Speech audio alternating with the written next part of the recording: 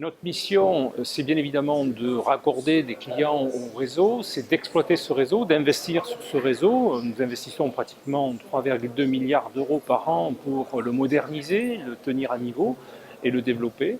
Mais ces missions sont en train d'évoluer, on va le voir, compte tenu d'un contexte énergétique particulier en France et partout dans le monde. Et nous allons donc devenir de plus en plus un gestionnaire de services de distribution. Le lien entre la technologie et l'énergie, on va le voir, est un lien absolument indispensable qu'il faut renforcer et qu'il faut multiplier. Pour cela, je reviendrai sur le contexte énergétique actuellement. Nous avons de plus en plus d'énergie renouvelable, à peu près 20 gigawatts aujourd'hui d'énergie présente sur le réseau, principalement à 90% sur le réseau de distribution, puisque c'est localisé. De plus en plus de véhicules électriques vont rentrer en service. On en a une centaine de milliers aujourd'hui, mais on estime en avoir à peu près 5 millions en 2030 et 7 millions d'installations de recharge de véhicules électriques. Donc, ce qui va nécessiter de forts soutirages d'énergie sur ce réseau de distribution.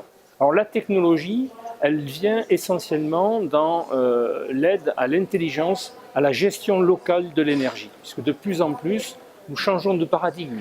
Nous étions sur une énergie produite de façon centralisée, avec une desserte des territoires par le réseau de transport et le réseau de distribution.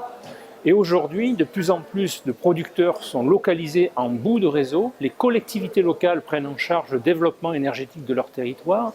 Et aujourd'hui, la loi énergie-climat permet la création de communautés énergétiques renouvelables. Donc, ce qui signifie que de plus en plus d'acteurs locaux vont vouloir interagir sur le domaine énergétique. Ça pose pour le distributeur que nous sommes le besoin d'être beaucoup plus équipé en matériel d'observabilité du réseau, donc des capteurs, des notions que nous n'avions pas encore complètement développées et que nous sommes en train de développer, analysées par des systèmes d'information et des systèmes experts, voire de l'intelligence artificielle, tout ce qui se passe sur le réseau pour pouvoir anticiper les contraintes, les phénomènes électrotechniques et agir pour piloter véritablement sur ce réseau localement et non plus au niveau centralisé. Donc la technologie est une nécessité. Et j'ajoute à cela le compteur Linky qui aujourd'hui permet véritablement d'accéder à des données aussi bien pour le client et leurs fournisseurs pour faire de la maîtrise de la demande d'électricité et donc des économies d'énergie, que pour le distributeur et tous les acteurs du système électrique pour piloter encore une fois de façon plus fine et intelligente avec des données quasi temps réel le système électrique local.